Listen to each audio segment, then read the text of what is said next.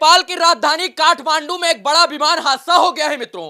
और नेपाल की राजधानी काठमांडू से एक विमान जो सौर एयरलाइंस का विमान था, वो नेपाल के पोखरा के लिए उड़ान भरता है और उसमें क्रू मेंबर सहित 19 लोग सवार होते हैं और उड़ान भरने के लिए तैयार हो जाते हैं। लेकिन उनको यह नहीं पता था कि यह उनका आखिरी उड़ान होगा और वो लोग जिस विमान में बैठकर सवारी कर रहे हैं वो विमान मौत के गाल में यानी काल के गाल में समा जाएगा। विश्व में सबसे ज्यादा विमान हादसा कहीं पर होता है तो वो नेपाल में होता है। और पिछले साल यानी 2023 में यति एयरलाइंस का विमान हादसे का शिकार हो गया था पोखरा एयरपोर्ट के पास और वहां पर भी 68 लोगों की मृत्यु हो गई थी। और आज साल 2024 में भी सौर एयरलाइंस का विमान जो 19 लोगों को लेकर यात्रा के लिए उड़ान भरता है और इसके बाद रनवे से उड़ने के बाद जो है वो एयरपोर्ट के बगल में ही विमान हादसे का शिकार हो जाता है। आपको पता है कि साल 2010 से लेकर 2024 तक नेपाल में लगभग 12 विमान हादसे हो चुके हैं और 200 से ज्यादा लोग अपनी जान गंवा चुके हैं।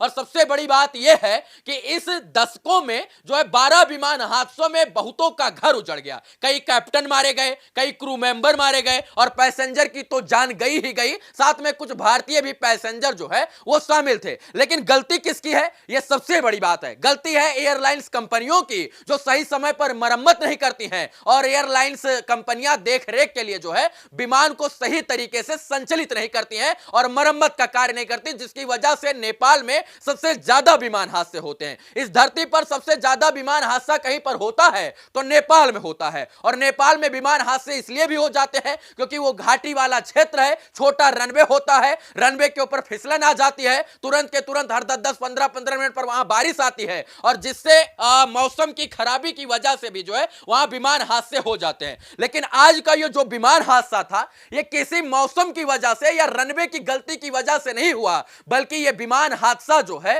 वो कैसे हुआ अब हम आपको बताते हैं। ये विमान जो था, जो सौर एयरलाइंस का ये विमान था, ये 21 साल पुराना विमान था मित्रों और इसको मरम्मत के बाद टेस्टिंग के लिए ले जाया जा रहा था। मतलब इस 21 साल पुराने विमान को मरम्मत किया गया था। अब जिन लोगों की मौत हुई है उसमें 17 लोग जो है ऐसे थे जो सौर एयरलाइंस के स्टाफ थे, जबकि 2 लोग जो है क्रू मेंबर थे। और इसके बाद इसमें सबसे बड़ी बात यह है कि एक लोग जो 19 लोग यात्रा कर रहे थे पायलट को लेकर, उसमें एक लोगों की जान अभी तक बची हुई है। मलबे के बाद मलबा हटाया गया तो जो कैप्टन थे एम साक्या, इनका रेस्क्यू किया गया और एम साक्या को रेस्क्यू के दौरान जो है इनको बचाया गया और नजदीकी अस्पताल में इनको भर्ती कराया गया है। 21 साल पुराना विमान मेंटेनेंस के बाद पहली उड़ान भरता है। 17 जो है मेंटेनेंस कर्मचारियों के साथ उड़ान भरता है। पायलट समेत 19 लोग इस विमान में सवार होते हैं। अब विमान कंपनियों की वजह से जो है पुराने जो विमान नेपाल में चलाए जा रहे हैं उनकी वजह से आम लोगों को उसका खामियाजा भुगतना पड़ रहा है। जो लोग पैसा देकर यात्रा कर रहे हैं उनकी भी जान अब सुरक्षित नहीं है। अब नेपाल के एयरलाइंस को और इसके बाद विमान अथॉरिटी को और इसके बाद जो है उड्डयन मंत्रालय को, इसके बाद इन तमाम एयरपोर्ट अथॉरिटी को यह फैसला लेना चाहिए कि आखिर इन एयरलाइंस के साथ क्या करना चाहिए। अब जो काठमांडू आने वाली फ्लाइटें हैं, जो विमान हैं, उनको कलकत्ता और लखनऊ में उतारा जा रहा है, रूट डाइवर्ट किया गया है और अब यात्रियों को भी इसकी वजह से कठिनाई का सामना करना पड़ रहा है। लेकिन आखिर सवाल यही है कि नेपाल में हर साल ऐसे विमान हादसे कब तक होते रहेंगे? कौन है इन विमान हादसों का जिम्मेदार? क्या एयरलाइंस कंपनियां हैं? क्या जो है विमान को जो है लाइसेंस देने वाली कंपनियां हैं या विमान को जो है लाइसेंस देने वाली सरकारें? ये तमाम सवाल है और इन सवालों का जवाब हमको लगता है कि हिंदुस्तान के साथ साथ विश्व के तमाम लोग पूछ रहे हैं कि नेपाल में इतने विमान हादसे क्यों हो रहे हैं। अत्याधुनिक टेक्नोलॉजी वाले इस वर्ल्ड में जो है आज विमान हादसा हो जाना और नेपाल में बार बार विमान हादसा हो जाना, यह दर्शाता है कि कहीं ना कहीं टेक्निकल फॉल्ट है और गड़बड़ी जो है कुछ बड़ी हो रही है।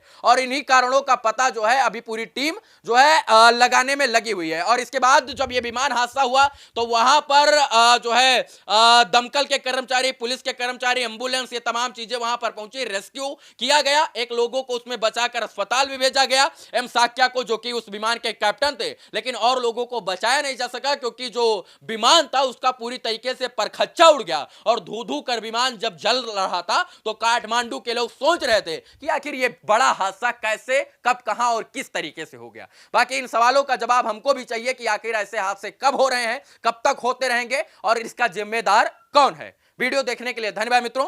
जय हिंद।